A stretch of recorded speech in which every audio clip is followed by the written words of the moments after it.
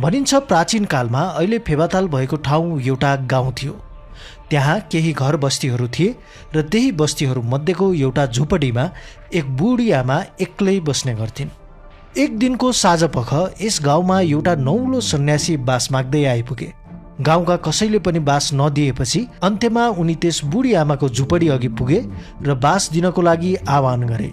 बुढी आमाले घरबाट निस्किँदै भनिन्, म बास त दिन सक्छु, तर खानको लागि भने ढुटो बाहेक केही छैन, त्यही खानुपर्ने हुन्छ।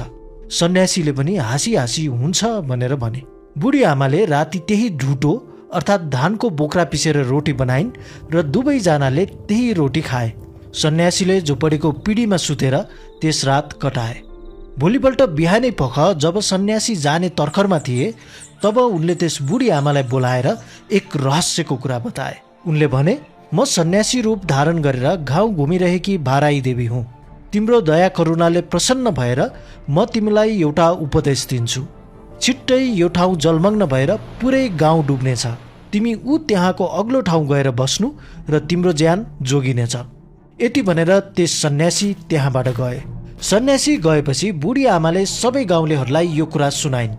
ज्यान जोगाउनको लागि सबैजनालाई आफूसँग त्यस ठाउँमा जान अनुरोध गरिन्, तर गाउँलेहरू कसैले उनको कुरा पत्ताएनन् र उनीसँग गएनन्।